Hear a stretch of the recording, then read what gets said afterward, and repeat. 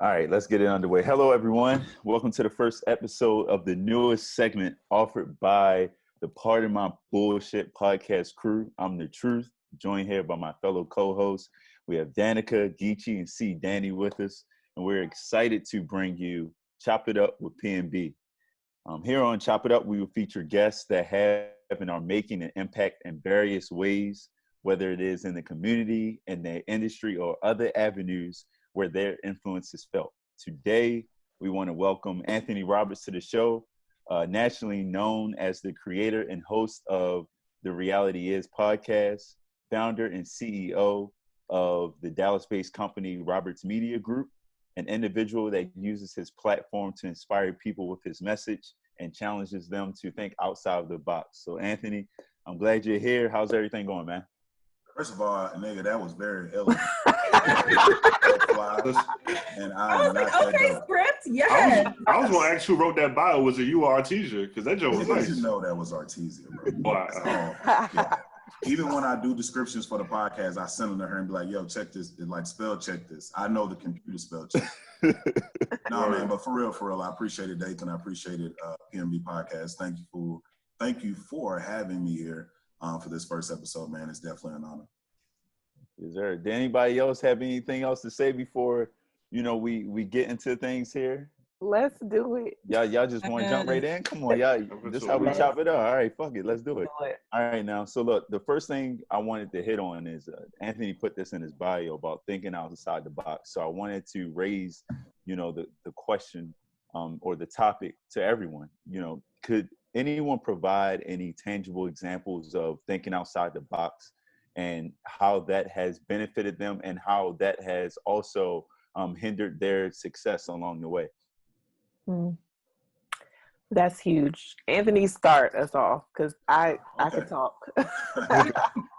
For me, I feel like being in Texas, man, you always have to think outside the box. I've had the conversation with Geechee in reference to things that we can't do here.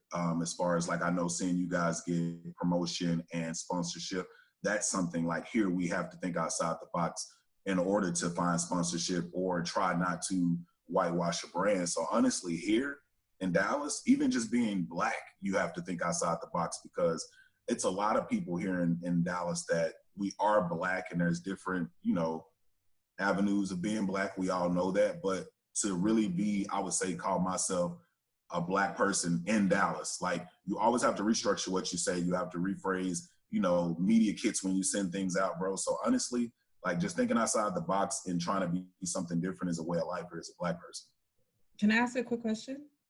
Yes, ma'am. Yeah, like what is the demographic in Dallas, like the Black community, how like compared to, because I think of Texas, I think of white, and then Houston is what I think of with Beyonce. That's it. That's it.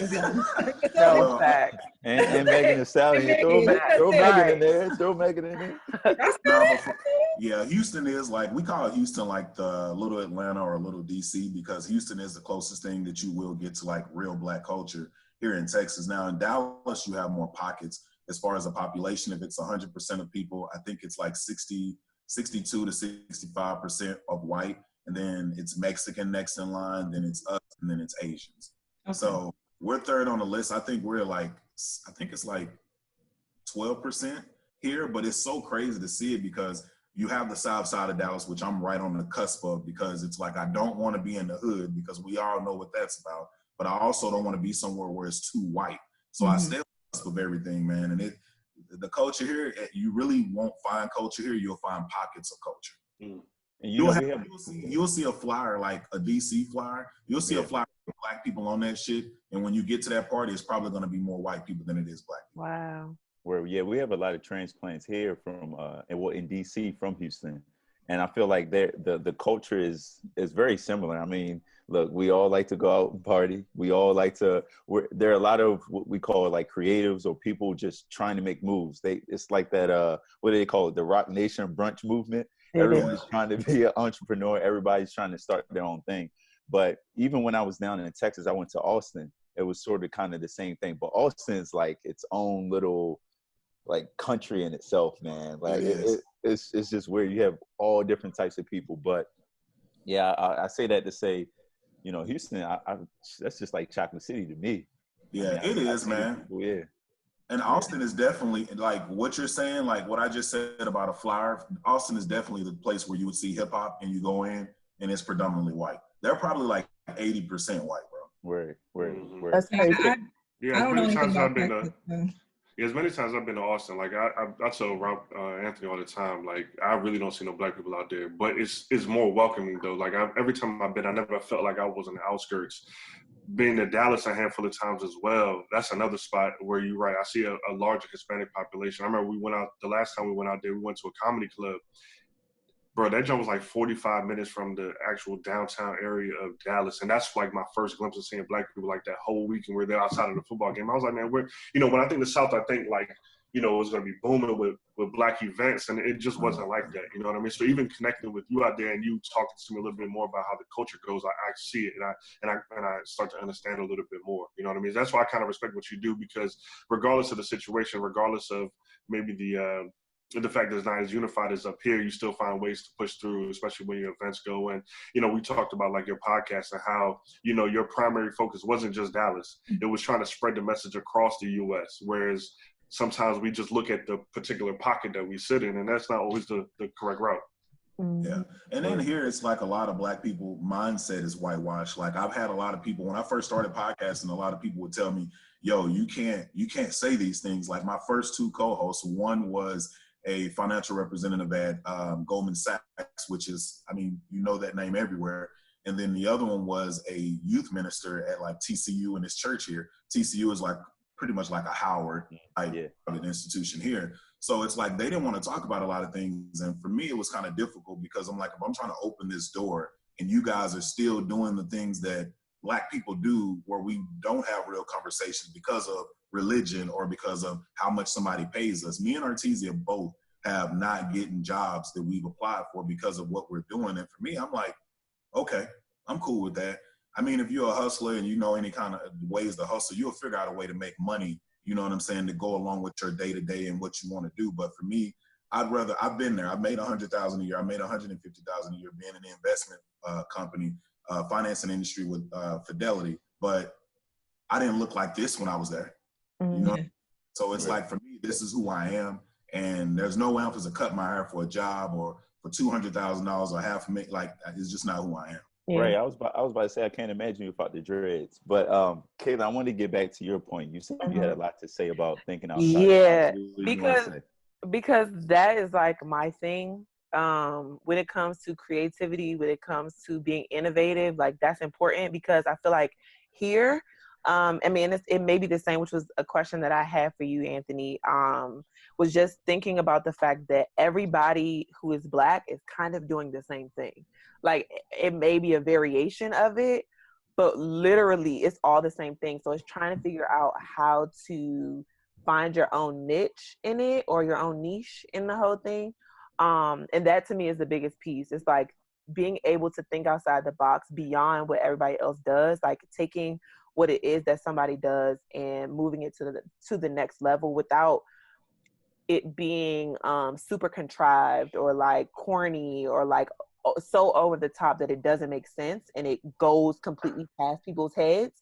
Like for example, for me, I had to host this event and it was one I put on myself and I was like, I'm just going to do it this regular way because everybody will be fine with this, perfectly okay. But the person that was kind of advising me was just like, that's not who you are. Like, how are you going to separate yourself from everybody else? And it's being able to me, when you think about thinking outside the box, it's about identity. It's about separating yourself so that way when people see what it is that you bring to the table, whether it's PMB, whether it's me, Danica, Dathan, Renee, you, the reality is like people know exactly what it is that you have to bring to the table because you've identified who you are and kind of separated yourself. So like in you growing the podcast and the media group overall, having to stand out in your city, has it been difficult? Have you had to figure out like how to be different? Because I'm sure, you know, with the amount of Black people that are there, there's going to, just like I said here, there are people that are pretty much doing the same thing. So it's figuring out how to like not just be in the same lane as everybody else. Like, so what has that process been for you? For me, that's been easy because I think we're all carbon copies of ourselves. It's no duplicate of that. You know, we have a person that looks like us walking around. Everybody says Right. that. For me, Right. I think the reason I was able to kind of step out above everybody else is a lot of people are scared to say what they really feel here because white people have all the damn jobs. And it may be black people who own companies and own things. It's not that many of us here. So the way I stood out was by just saying, if you don't roll with me, fuck you.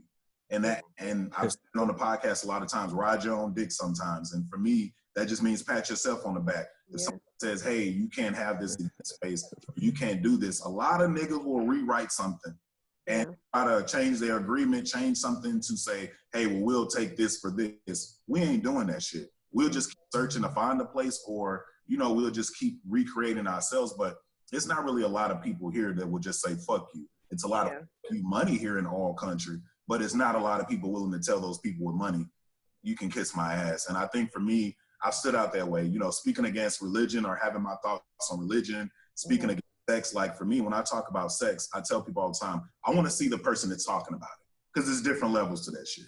I mean, we rating people 1 to 10, 1 to 5. If somebody rates you between 1 to 5 and looks, your story is different. You're messing with a different type of woman. If somebody looks at you and says you're rated from 5 to 10, you're on a different quality of woman. If you make more money, things are different. So for me, it's just being who the fuck you are, telling your stories. And the reason I'm different is because I tell my stories. I think I have an interesting life. I think we all have interesting lives if we just know how to tell the story. So I tell my story the way I see fit, and it's working for me.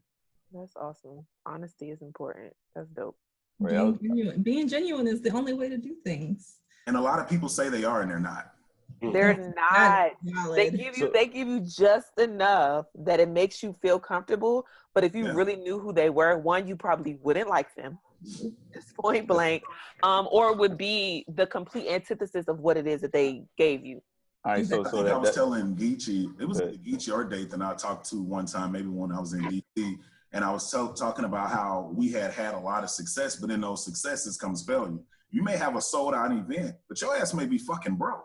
Yeah. And then after that, I was like, damn, oatmeal or toast this week. What are we gonna do? And it's not that you don't have the money to do anything else, but if you're really trying to build something, you got to put that shit in there. Like when we've had $5,000 paydays or 10, that doesn't go to us. That goes to equipment. That goes to buying software. When people say, hey, how do you make dope visuals? I'm paying for the best of the best to try to put something together that doesn't look like somebody else's shit. And who's creating y'all visuals now? Caitlin. If they're dope, right? Good job with that, man. Literally everybody. Changes were coming. It's been a good job, man. It's a good job. Thank you. Yeah, so sure. I wanted. Go ahead, Renee. No, when you were talking about thinking outside the box, the first thing I thought about was just kind of the way I define it is just making a way out of no way. And I know, Dathan, there's been plenty of times where, especially when we first started throwing events, where we just had to figure it out, whether it was printing cups at work or printing flyers at work, or the sticker in the cup, man. Yeah, using our work laptops at facilities that didn't have the right connections for like MacBooks or whatever. So I wanted to talk about that. Talk about a time where you had your back against the wall, where you had to come out swinging in order to make something do for you. Man, off the cuff. Honestly, this whole business, I remember I can't talk about all the ways I've made money, and that's why stuff like that. When people say thinking outside the box, I only know 1 or 2 things in order to get money. Like I have a couple of degrees, but they haven't benefited me in any kind of way. But the ways I've thought outside the box is just finding different ways to make money in a street way. Like, I mean, it could be from anything. Right. I'll be honest, I've talked about it. I've sold drugs. Now, one thing I'm proud about when I say I've sold drugs is I've never sold it to my people. White people will buy the shit out of some pills. So it's level story. It's level story. Yeah. You know what I'm saying? So my scenarios of thinking outside of the box, I don't speak about them a lot of times because it's like I don't want to encourage people to do some of the things that I've done. But if we're speaking recently, like that's the benefit of kind of having or creating a company, which is what Artesia did for me, to where it's like you don't have to think outside of the box so much in the sense of business because you're in control of what you create. So as opposed to having to think outside the box, like now we just create our own shit. But if I'm being honest, when I think about business-wise and thinking outside of the box, I literally have to give it to Artesia. If she was here, she would probably tell you because I always give her the credit for getting us out of a hole or if somebody closes an event and says, hey, we can't give you that space, or they go up on a charge, I don't think outside the box. It's her. You know what I'm saying? It's unfortunate I don't have her here. But honestly, a lot of times when I say thinking outside of the box, for me, I can only think about things before this. And before the podcast, I didn't always do things the right way. And even that, I mean, that speaks to having a partner that you trust, someone that, you know, could get you out of a jam. I mean, even date that we've had literally venues cancel on us the day before, 2 days before events. And I'm like, yo, what we going to do? And, you know, we put our heads together. He might have taken lead on some situation. I may have taken lead on some situations. But having somebody that's in your corner that's reliable, that you know is going to get y'all out of some shit that y'all got yourselves into or didn't get yourselves into is definitely important. I think also a strength that I always try to tell Black companies or people who are creating Black businesses is know your role. You hear that a lot of times, but you literally have to know your strengths. And I think a lot of Black businesses fail because, like, I think me and you talked, Geechee, about a year and a half ago when I was talking about trying to get you guys under Robert's Media Group, allowing you guys, and you guys still doing whatever the fuck you want to do, but just saying, hey, we're working together. And the reason I say that is because a lot of times I tell people I would rather fold my company and become up under an umbrella if I see a better leader than me. And a lot of times we can see a better leader, but we don't want to relinquish that power or right because of egos, you know, especially with Black men. We always want to be the biggest dick in the room when we come into business and when we're talking about certain things. But as a 37-year-old man, my mindset is now like, if Geechee came to me with an opportunity and his shit's better than mine, I'm following in behind him, even if I'm older than him. It doesn't matter.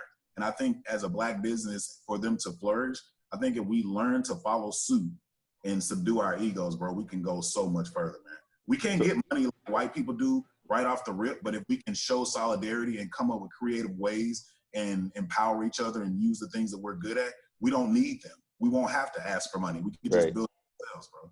Right. So I think getting back to that point of like being genuine, one of the issues that we do have is understanding or figuring out like who's genuine. So like, could y'all talk about ways to figure out or vet people to know if they're actually being genuine or not? And Danica, do you want to? I see you smirking a little bit. Do you want to kick this off? Her mouth was like, shit. Yeah, like how do you identify? You know what I mean? Like, because everybody can present like a good idea or, you know, a good opportunity for you, but how do you identify on a personal level, on a business level, on whatever level, if someone is truly genuine?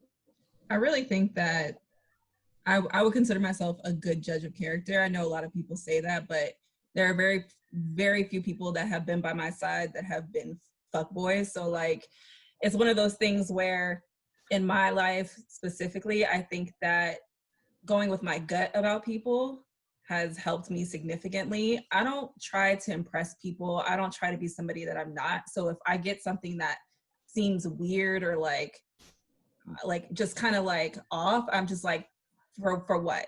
And typically, if it is something where like, I do have maybe just like a second where I'm like, okay, this seems okay.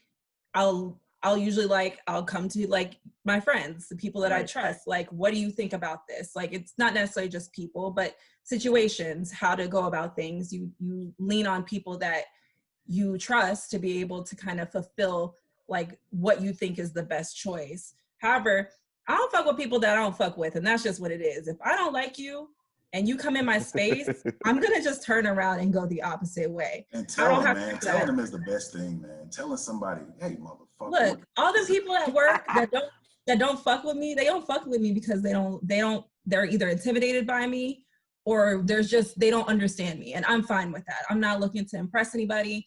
I do what I'm supposed to do. I do it well. And I let them go ahead and I let them eat crow about it. Like, I'm not here to actually like do anything for anybody but myself and the people that I care about. So I just, you know, like I said, it's more or less like you're able to tell off the jump. Some people don't have that capability and I feel for them, but that's why you have to lean on the people that you trust too. So. Can I ask y'all a question, or at least I direct it to Geechee, because I think it was Geechee and Dathan, you guys started the podcast, right? The PMB. Yeah. Mm-hmm.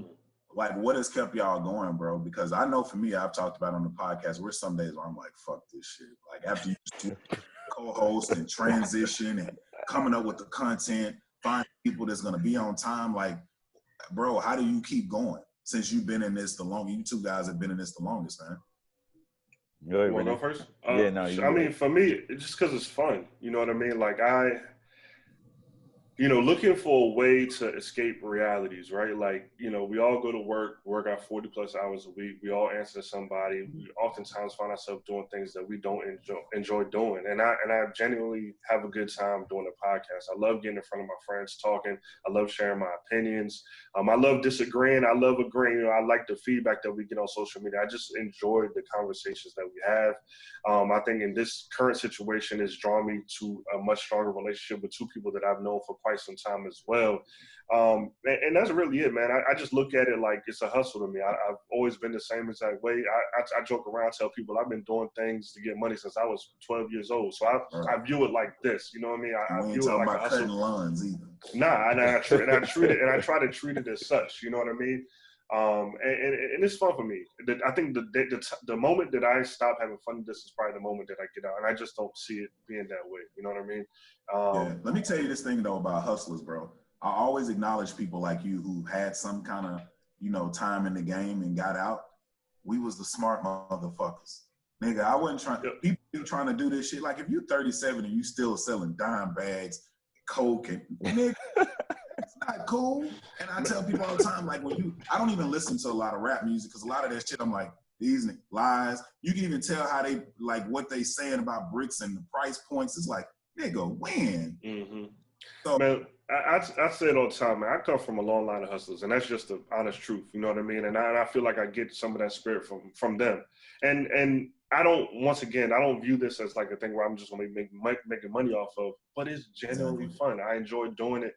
And like I said, I enjoy the new stage that we're in with the podcast. Like I love coming up with new ideas. Caitlin and Danica are always dropping shit on our tables, and I love it. I enjoy spending time with talking to people like you. And like I said, the moment that I see this shit ain't fun no more is probably when I stop doing it. But until then, man, we gonna keep this shit rocking. Go on, Dathan. I see you thinking. Nah, I was gonna say I was cutting lawns at like 7 years old, man. My grandmother used to have me in the backyard for $20 cutting her lawn and her neighbor's lawn. But sort of the same You thing. good money for that then. Yo, that's what I was about to say. $20 was definitely being underpaid because I had to deal with. It's not only is it small land, but they got bottles and everything else thrown in there. It was the bullshit lawnmowers back then too. Yeah, so you had to, your grandmama didn't have to pay you shit. Hey, look, she did, but it wasn't the automatic joint. It was the manual push. So build your muscles, boy. No, I was really holding it like this, but no, but it's sort of the same thing, man. Like for me, I just want to be on top. Like there's no. I always tell people, whatever your job is, whatever you do it for the purpose of not only bettering your life, setting that foundation for your life in order for you to free up your time to do more things that you enjoy doing. Like I don't work so that I could work for like 40 years. When my dad told me, he's worked for the same company for like over 25 years. I'm looking at him like he's crazy because I'm like, there's no way I'm going to work for 25, 30 plus years. And I get that's his generation, but I'm just looking at him like, dog, I want to have fun. I want to travel like Caitlin and Danica could do. I want to be able to. Like, because I want to do hood rat things with my friends. You know facts. Like Caitlin was talking about going to South Africa. Danica, every other when this quarantine was before this, she was going back and forth to California. Hey, don't lie, you was in San Fran, you was in Minnesota, exactly. And look, Geechee just brought like a new grill. Like I want to be able to do things that I enjoy. You know what I mean? He said I got a smoker. I need one. Grill smoker. South Africa, California smoker. No. But I mean, Geechee introduced me to Costa Rica. So different things like that. Like I still didn't just go to Mexico. Huh? I didn't. And listen, I'm a traveling nigga, man. I don't need to talk about it. Y'all know what time it is. But I say that to say like, I don't work just for my work experience. Work for me is get my money, stack up, and then take on or take risks with other opportunities that I really want to do. This podcast stuff has helped me in a whole ton of different ways. Like not only does my company now, listen to my podcast, like people at my company listen to my podcast, they'll come to me and be like, hey, Dathan, you know, we know you have a podcast. We know you can speak in front of people. Can you present this material? I literally had that opportunity happen to me just last week. They don't question the content that y'all talk about? No. That's like the thing about being in and, DC, man. Y'all people out there forward thinking, even the white people, nigga, here. But that's the crazy thing. Like, I don't know if they are. Maybe they're just not saying it to my face. So that's what we get a lot of in DC. That's why I asked about like people being genuine, because for me, you know, especially with Black people, you know, and trying to work with Black people, it's been very hard because, you know, up front, face to face, they'll give you all the promises.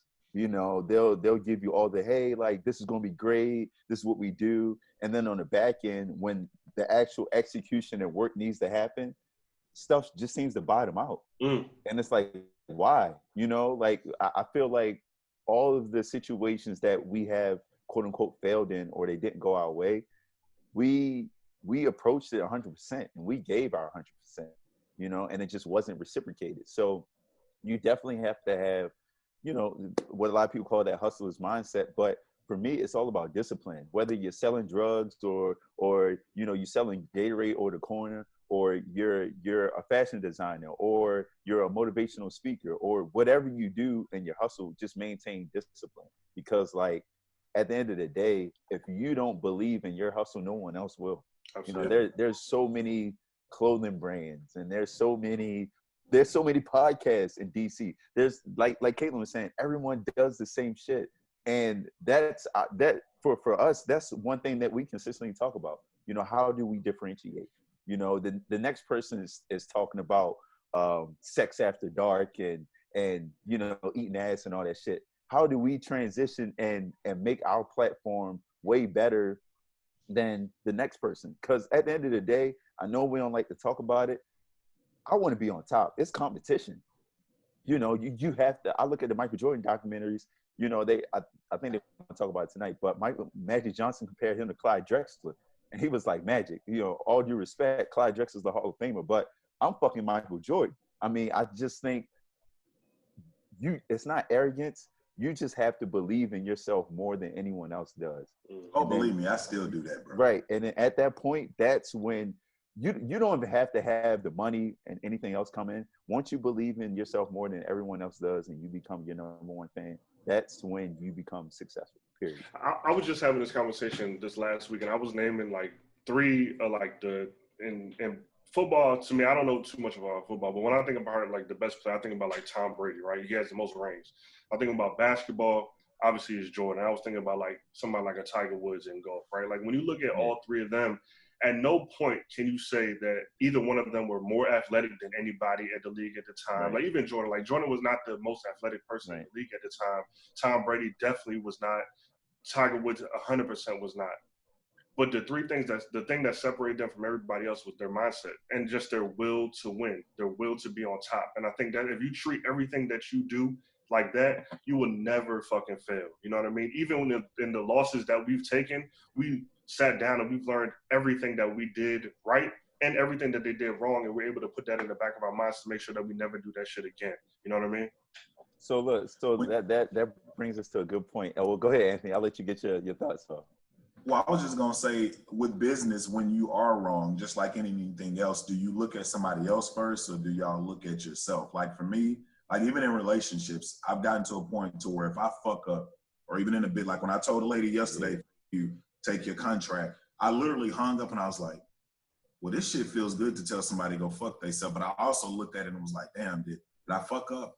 Did I do too much? So my question is, do you guys like look at yourself in business and relationships when you make a mistake first, or do you look at somebody else? I always go introspective. Always. And sometimes, I won't say it's to my detriment, but sometimes it's not your fault, sis. Like, you know what I mean? Sometimes it's not you.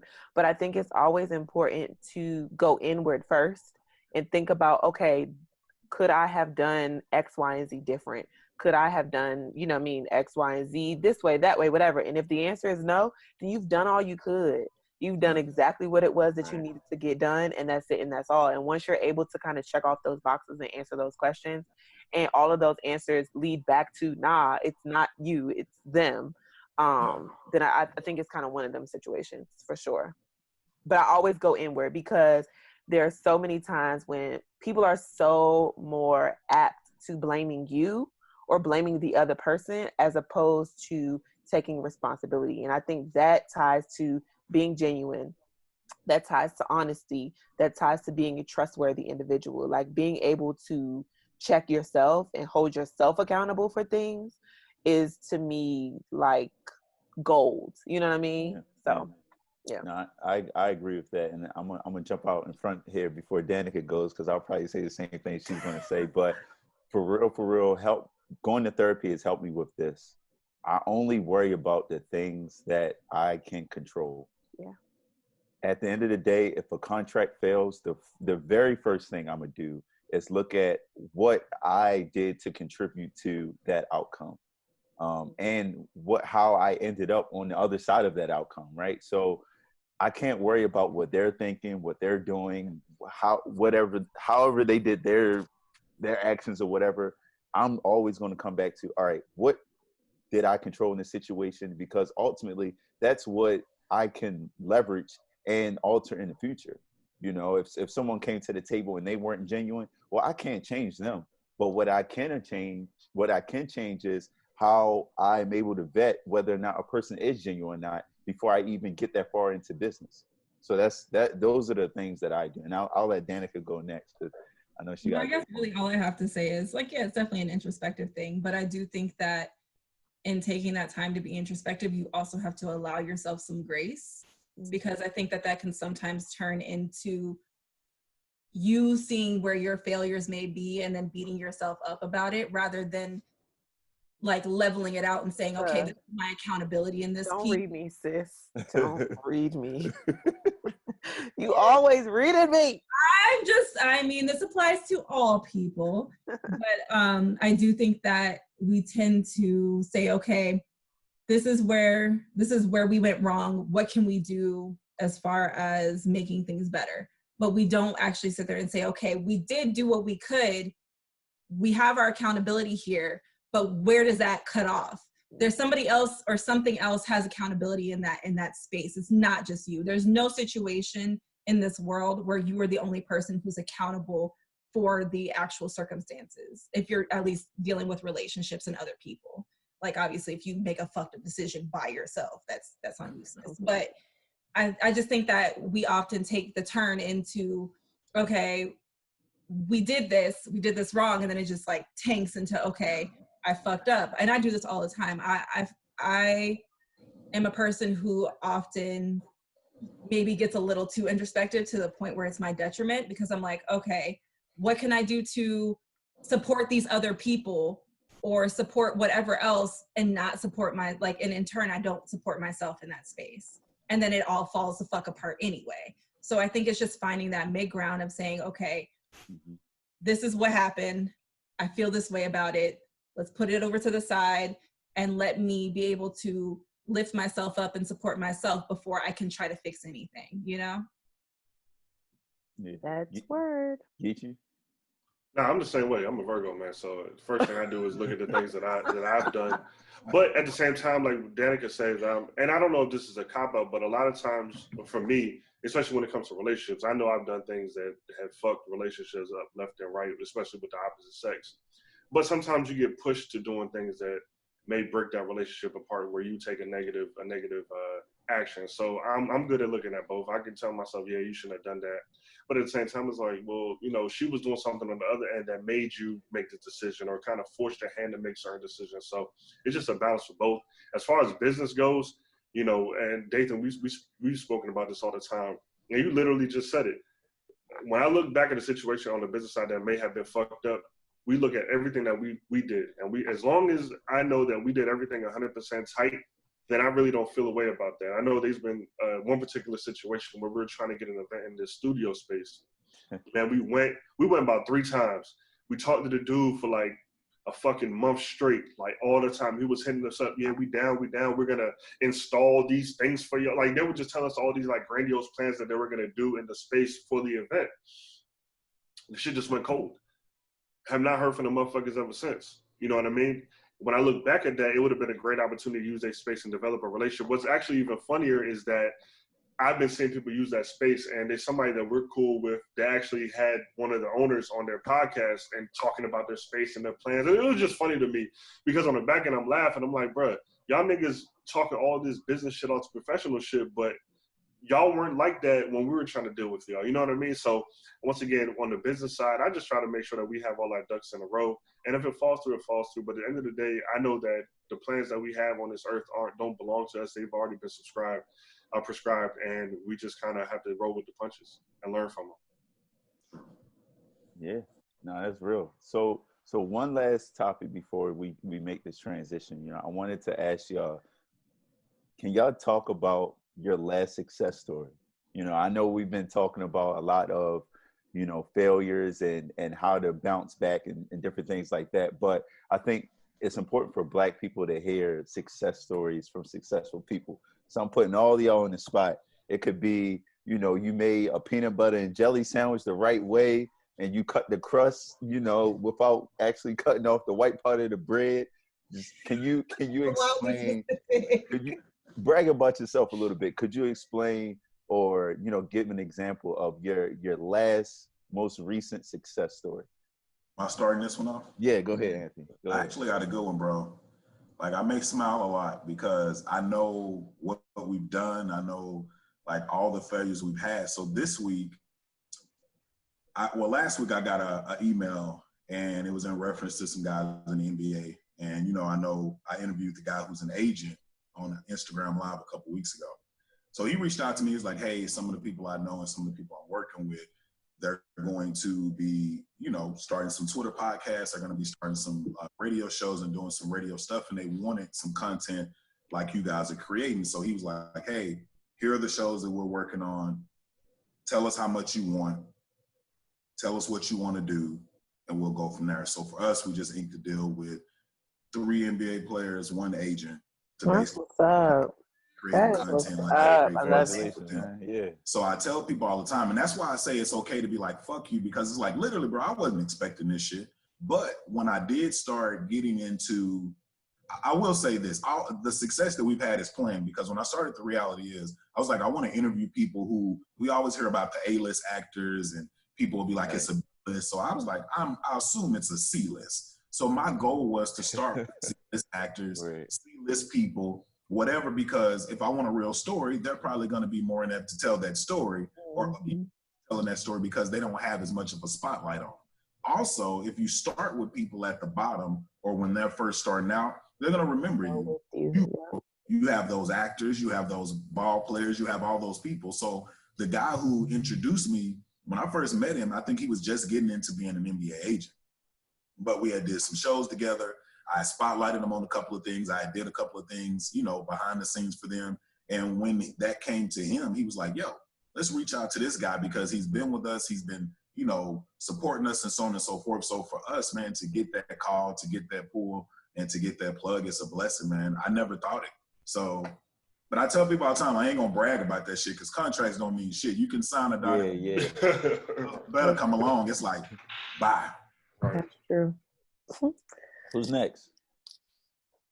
I'll go because mine is real simple, man. Y'all know me. I'm gonna give my shout out. I'm just saying shout out to everybody that's on this panel right now. I think we've all been successful, especially during this quarantine shit.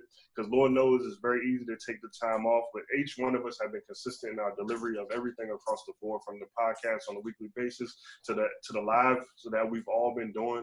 So I think that's really probably one of the most successful things that I've been a part of over the last month and a half, 2 months that we've been under quarantine. Just being consistent in times where we really didn't have to, because nobody's really dependent on us right now for content. It's a lot. The streets are being flooded, so it's easy to say, you know what, man, these niggas don't need us this week.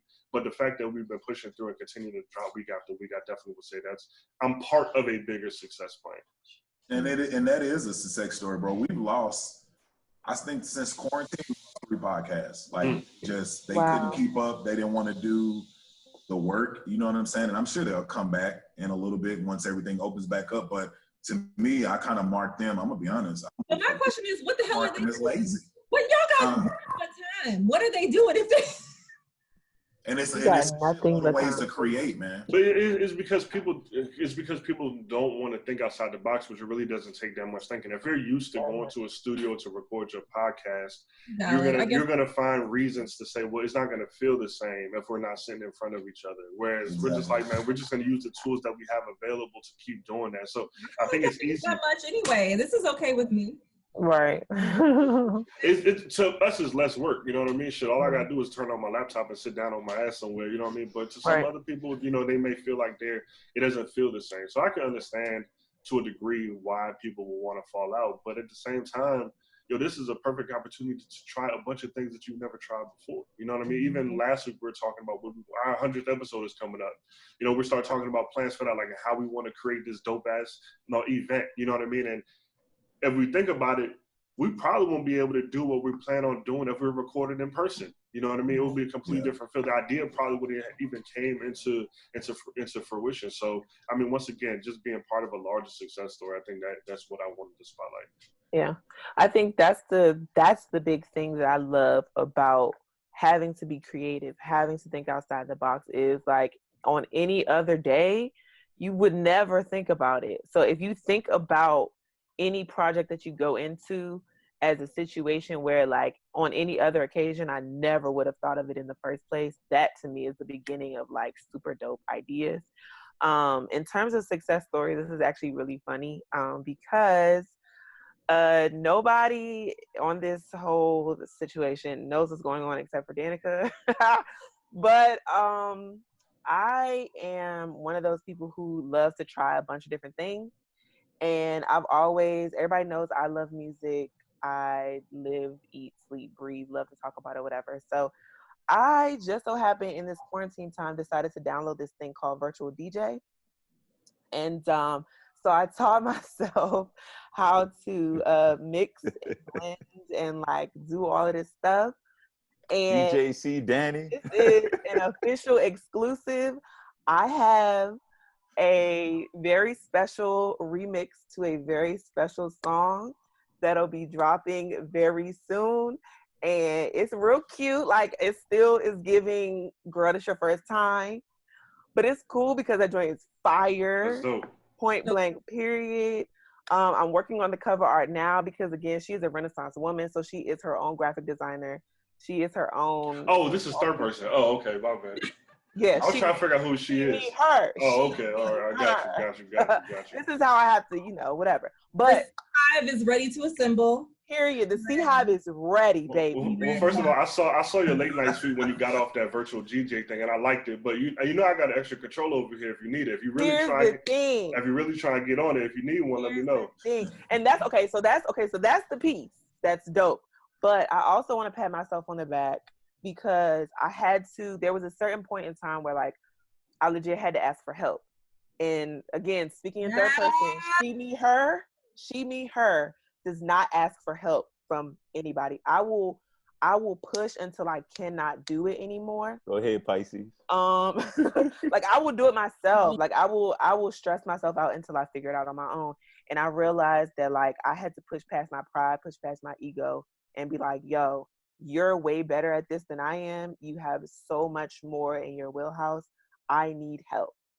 And this person assisted me, and shout out to this person. He is the most amazing person I know. One of my greatest friends that I met on Twitter, which is super dope. But yeah, so all of that being said, I am happy and proud and feel like my most successful moment is what's finna happen. So y'all get ready. That's what's up. Hey man, can I smoke while y'all talking and shit? If I want to do what you want to do, bro. Hey, I'm just y'all putting this on YouTube. I was trying to make sure. Feel free. No. Mine is real simple. Mine is not anything extravagant. Yes, it is. Anything crazy. Hey, don't be giving me those downplaying disclaimers. You better ride your own dick. Right. A sentence. And y'all get to pick y'all size too. That's fucking hilarious. I finally fucking took it upon myself. I'm a busybody. I don't stay at home. Like, whenever I'm able to not be at home, I'm not at home. Right about this. I've been forced to obviously stay in this bitch, and I'm not happy about it, but I'm dealing with it. So I took it upon myself to like get my shit together. I organized my entire bedroom. I purged shit. I reorganized. I moved shit around.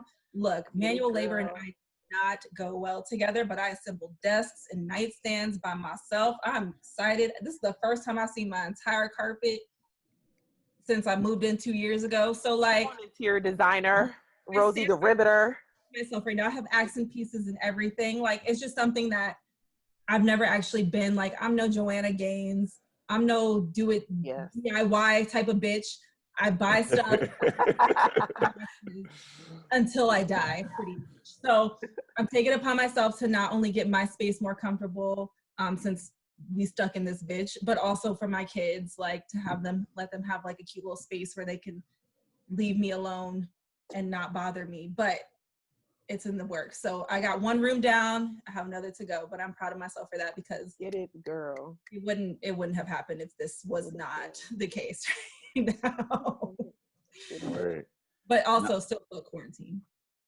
Word. Well, you know, for me, just to wrap it up, I mean, I think chop it up, you know, this being our first episode, is one of the biggest success stories that I've been a part of. I've been dying. Nathan is Mr. YouTube, IG.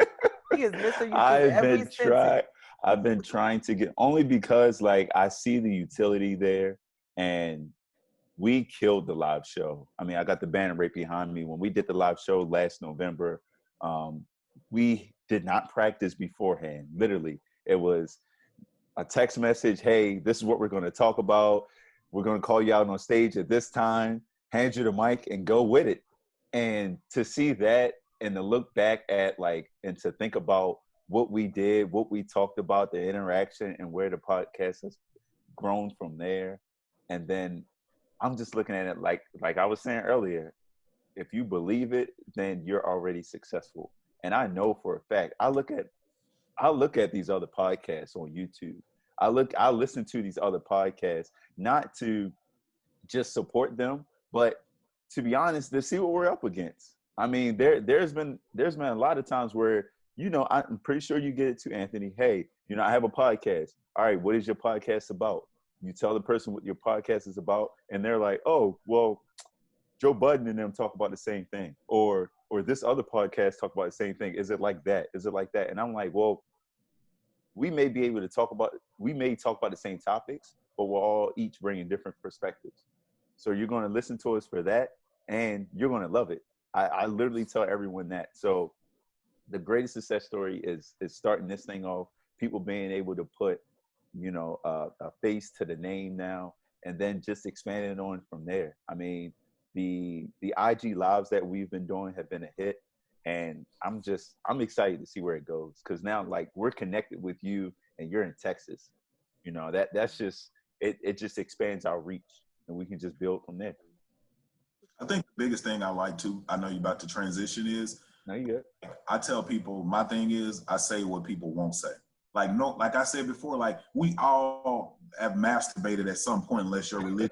You got your hands tied behind your back. It's like we've all masturbated, we've all thrown up, we all take a shit. Like all of this shit, like people don't want to talk about. Like I tell people, black people love to smoke weed, white people love to do coke. At least in this motherfucker, everybody has it. You got a hood, you got a fucking trailer park. Nobody's better than nobody, bro. And when you push it like that, or when people ask you about your podcast, because y'all talk about some of the same shit that other people talk about, but it is a different perspective. But you also dibble and dabble by throwing your own perspectives in. A lot of these niggas out here trying to be Charlamagne the guy. Everybody's trying to be whatever is out there, and right. You don't hear that when I talk to y'all. So I think as long as you're being yourself, bro, the shit gonna pop, man. Right. Nah, definitely. Good point there. Definitely. So Caitlin, literally, tell a story about taking a shit. Nigga, everybody's hand is or the tissue paper. Everybody. You can't sit here and be like, yo, I ain't never had shit on my hand. Nigga, please. I always tell people, you know, and I guess it's anonymous with Beyonce just dropped the new Savage remix with Megan Thee Stallion. Bless the fuck up. Right, and everybody's going crazy about that. But the way people look at Beyonce as above them is wild to me, because Beyonce will tell you she's not no better than anyone else. You know, from a actual individual to individual view. But you have to have that same mindset. So if I look at myself on the same level as Beyonce, on the same level of Jay-Z, because I know at the end of the day, the only thing she got over me is money. That's it. And birthright. That's it. Like at this point, we can both step in the room and have strong opinions and be able to influence the same way. It's just, you have to be able to communicate and relate to the people who are listening to you, period. That's true. Yeah. So go ahead, Caitlin.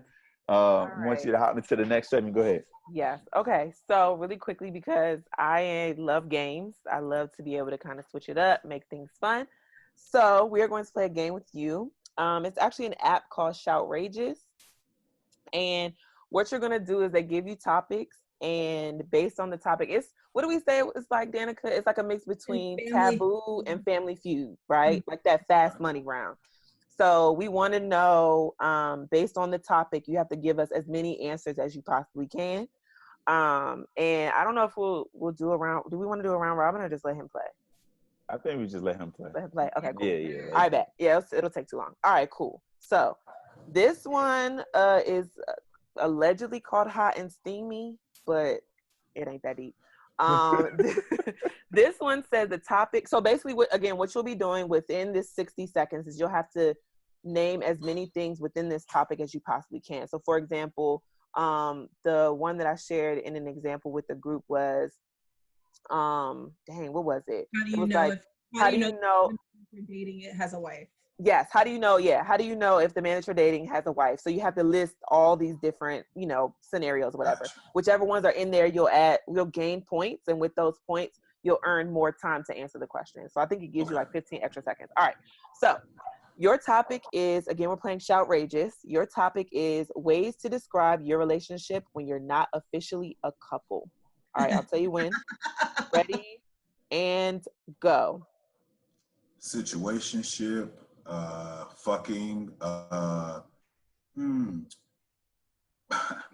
this is gonna sound real misogynistic. Maid, some people like cleaning the house. Okay. This nigga. Come on. I'm trying to think. Love. Love. Sex. Dating. Okay. I feel like you have rough sex when you ain't got it. Let's see. Okay, we'll give you that. Open. This is difficult, man. Friends with benefits. I'll give you that one. Say friends with benefits. Mm-hmm. Yep, friends with benefits. Okay. 4, 3, 2, 1. Okay. So let me tell you something. Can I say something real quick? Go ahead. All right. The reason it's hard to do that because I would be better just saying it. If I don't have a label on it, it's probably going to be amazing. When you put a label on it, expectations come. That's why a lot of times relationships fail when you put expectations on it. That's why for me, I don't want to be married. I don't have to be in an open relationship, but I'm okay with settling. Me and Dathan talked about this last week. Yeah. Settling down with one woman if she can do the things that I need her to do. If she can't, I'm going to come talk to her about those things, and then we'll figure that out. But I think it's hard for one person to be everything another person. That's my opinion. I was just tripping out. He went from maid to love. Right. Because you can make love to you. Meaning like you can make love to somebody. I've been in situations where like, I know. You can make love to cleaning the house. They like to clean the house. Yeah, they got a section on Bang Bros about that. Oh my. A maid, hey. Yeah, the maid fantasies. Yeah, I'm hip. You know me, hey. I'm crying. All right, let's do one more. I'm gonna give you. Let's change the category. So I'm gonna read to you the categories, so that way you can choose which one you want to do. All right, so we got. This was called Let's Get It On. That was the hot and steamy one, but it's not. Food for thought, Animal House, So Random. All the other ones I gotta pay for, and I'm not paying for them. So that's it. Let's Get It On, Food for Thought, Trending Now, Animal House, and So Random. What is Animal House? Is this a sex app? No, it's not. Okay, I'm like, Sam, I don't want to pick animal reality questions and shit. That's why I was trying to figure. Let's go with that last one. What was the last one you said? So random. Yeah, let's do So Random. Okay. All right, I'm playing it the same way. I'm just saying as much as I can. Is it words or phrases? So it's just So it's words and phrases that you're gonna give either way. Okay. Depending on the topic. Okay. We got you warmed up for the last one, so right. you know. Let's see. I'm gonna give you real simple. Okay. Hold on. I'm trying to pick like really good ones. Okay. See what happens when you get the free version of the app? Yeah, that's exactly it. They'll be filtering out all the good shit. Exactly. This is super random, so random. Things you don't want a surgeon to leave inside of you. All right, you ready? 15 seconds, go. A glove, saliva, somebody spitting or whatever. Any kind of medical utensil. You gotta be specific. I gotta be. A scalpel. Okay, there we go. Come on. Let's see. That's all they use in surgery. Scalpel. Right. Another person's body part. Honestly, this is. I'm gonna be honest. I don't want to fuck it up. This is kind of difficult for me. Like I like. It ain't working like that. Like that's. I thought when you say so random, I'm talking about like, hey, when was the last place you fucked? Like that's. Okay. Oh, you want to know? It's like. Oh, you want those? I mean, these are old questions. However, this is the jar that we use for So, let me see what I can pull out of here. Let's see. Okay, we already know you don't believe in marriage. Boom. Let's see. I gotta find a butt question. It's a butt question in here. I do believe in marriage. I just don't think it's for you don't think it's for you. Okay, got it. Clarification. Gotcha. Know thyself. Period. Know thyself, know thy wealth. All right, bet. So we'll do I do the butt question, y'all? Just do it. All right. Just do it, goddammit. All right. Okay. That's to you. That's what she said. Right. All right, to you. Yo, let me go on mute. Okay. Okay. The question is butt play considered disgusting or nasty? Is anything off limits? Is a kink too kinky? There are 3 questions. Bro. Okay. I don't think, I think the first one is butt play what? Considered like nasty. No, I don't think it's nasty. I mean, I think if you clean, like, you got to be clean. If you're clean, I don't think it's nasty. Me, as far as what I will have with myself, I'm like Tank. You can touch me there, but no, you cannot enter. I know some dudes like pegging, and I've had girls ask me, hey, do you think pegging is gay? I don't think pegging is gay for the person who wants it if it's being done by a woman, but I'm not trying to have me put inside of me. Him, he, you. Got it. Yeah, I respect women who can do that, but I don't think it's a nasty thing. The second question was what? Is anything off limits just in terms of what goes down in the... Off the top of my head, I can't. Outside of just penetration to myself, no. I don't really look at it. I'm very open-minded about a lot of things. Just don't penetrate me. Don't penetrate me. No poking me, please. Don't penetrate me. That's a wild-ass phrase statement. And what was the third? That's a no-fly zone. You talking about pegging? And don't penetrate me, nigga. That shit sound crazy. Yeah, but it's like some niggas like that shit. It's wild. I mean, okay. And then the last part of the question is there a kink that is too kinky, or could a kink be too kinky? I'm not a feet person. Okay. The thing I use for that is because on my last Instagram Live when I did Freaky Friday, we were talking about eating ass or licking toes. If you clean, why is that the staple? And I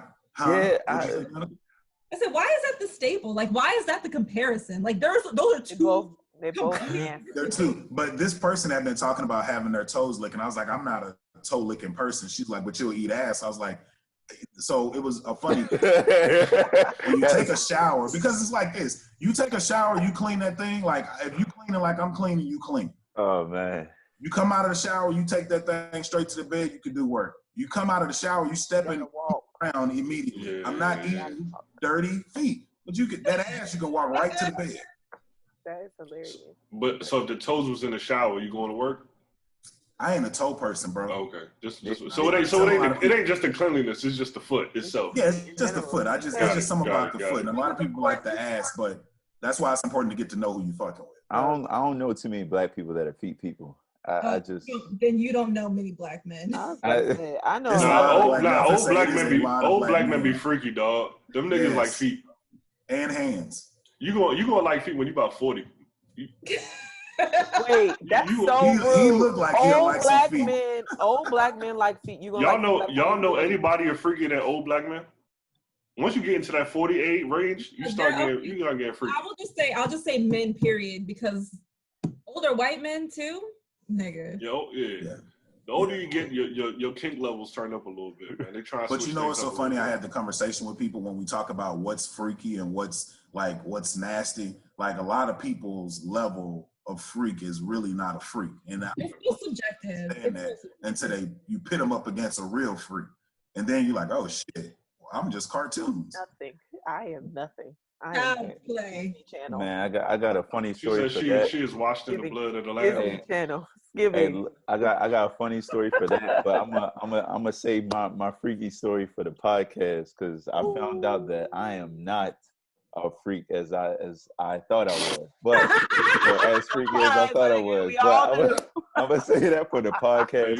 You ain't tell us nothing new, nigga. Hey, but look. I wanted to thank Anthony for coming today, joining us on this segment. First segment. Damn, nigga, I had 2 questions. Hold on. My bad. Go ahead. Real quick, just shut it down. Go ahead. Get 2 quick questions. Go ahead. 2 quick questions. Since we're on quarantine, I'm about to do some random shit. Recommend a show. Give us a show that you've been binging. Okay. So if you trying to chill, like I'm from Texas, so I like cowboys and shit, man. Like I've been watching Longmire on Netflix. It's slow, but it picks up. I like a good storyline. If you have Apple TV, Defending Jacob, that's a real good one. I forgot the guy's name, but whoever the guy who plays Captain America, he's the lead actor in that. Say the first one again. The first one, damn, you said Longmire. Longmire, that's it. Longmire. Okay. So Longmire, Defending Jacob, and then shit, it's one show on. I'm gonna tell people, bro, if you haven't been watching or didn't watch Watchmen, it came on earlier this year in like February. Watchmen is a really good show with Regina King. I heard it's good. They canceled that show, right? Huh? Didn't they cancel it? It was just one season, one and done. They canceled it after one season? No, it wasn't canceled. There was never a plan for a second one. The story's done. HBO good for that though. Anything to fuck it up. What the fuck? HBO good for like a one and done. Well, I did like it, bro, because seeing black people in those roles. Expand your, go ahead, expand your ways of consuming media. I didn't know Regina King was in there. Yeah, bro, it's a good show, man. I tell people all the time, I like watching things that make me think and watching things that like tell a story. Like I love telling stories. So for me, watching a show that has like a good writer, like Longmire, like he was trying to find out who murdered his wife. That shit lasted for like 3 fucking seasons, nigga. The storytelling and the writing of it for me was good. Good word. Last question, man. What has been a snack that you got addicted to over this quarantine? Pussy. All right. Hey, now we could go ahead and do our exit, right? All right, look. Hey, listen, you can't top that. That's how you act. Right. You know what, though, bro? Think about this. A lot of niggas been acting, like a lot of niggas be like, man, I can't wait for quarantine over to give me some pussy. Nigga, a lot of niggas is still out here ripping them in the street. Hey, look, you weren't getting no pussy before quarantine, so that's 100% fact. Say it again? Quarantine ain't stopped niggas. If they wasn't fucking, they wasn't fucking. Yeah. No, bro. That's 60 days? Nigga, that's a long time to go without some pussy. Bro. Let's keep it a stack, dog. You gonna stop a girl from coming to the crib if she want to come over? Nah. There we go. Depending on what your work is. If your work ain't good, you don't. Like, we all do. Like, a lot of girls will talk about dudes with big dicks, small dicks. A lot of dudes don't really talk about women not being great in bed. Oh, that work. That's what you're talking about. Okay. Yeah, so if your work is not good, do not come over here. But if the work wasn't good, you wouldn't be consistent with it either. Well, sometimes if you hit a drought, you always got to have a replacement that can still get the job done. Got it. See, I ain't in the streets no more, man. I forgot about them days. I didn't want to be out here. I've been out here 2.5 years. I didn't think I would be out here, bro. I'm supposed to have a kid already. I be seeing the problems y'all single niggas be going through, bro. I don't want no parts, man. Bro, why don't fan? Don't fan. Like, that's real shit. Like, it's women be saying it's hard for them to date. It's hard for niggas to date. Dating, you just got in a relationship, bro. Yeah. This shit is not easy, man. It's not. What's that face for? Danica. It's the truth, bro. Like, dating is not easy. I tell Geech y'all somebody like, bro, that's dope what you doing, man. I miss being in a relationship. It's dope what you're doing. Nah, it's real, bro. What she say? No, I just repeated. Dating is trash. So it is definitely like, it is terrible, man. Yeah. You got to find one person and just work with it, man. I tell people all the time, if you're in a relationship, unless this nigga's like a habitual cheater and he's beating on you and lying and fucking up the home finances, work that shit out. Like, I'm telling you, if you be like, oh, I'm gonna leave a dude because he cheated one time. If y'all say women be saying all men are dogs, then the next one's gonna cheat too, right? If you got that mindset, you're gonna find it. You're gonna find it. Sir, this is delving way deeper than I'm ready to Right. go. Yeah, We can save it. We can save it. Hey, look, PMB after dark. All I did was ask you about snacks. I don't know how we got here. You know what I'm saying? He said pussy. The thing is, He said clearly pussy. he wants to talk. So Hey, look. What is it? We can do an actual podcast episode. Yeah, I can't wait to yeah. get that, bro. I still got to get on with that. That's Yeah, all. we can do That's that. all I We'll was set going that to up. say. We definitely going to have Anthony on the podcast sooner rather than later. But yeah, just to wrap it up, thanks Anthony for joining us. Our first segment here, first episode of Chop It Up with PMB. Did anybody else have any closing words or closing remarks before we close it out? You can catch us on Instagram, any social media at The Reality Is. That's THA The Reality Is. If you want to check out what we're doing, you can go to robertsmediagroup.co. That's robertsmediagroup.co. You can also find us at Roberts Media Group on social media. And of course, I'm Anthony Roberts on all social media platforms, or Sir Robert Poeman. And I appreciate you guys for having me on here this first episode of Chop It Up. Continue doing what you guys are doing. Danica, Caitlin, you guys are bringing some good content to these guys, man. And Geechee and Dathan, man. Keep doing what you're doing, bro. Appreciate it, man. I'll see you on PMB After Dark tomorrow. Yes, sir, man. I'm gonna be on there. I'll be on there, bro. I won't Don't sleep. Answer when a real nigga call. All right, Joe. We out.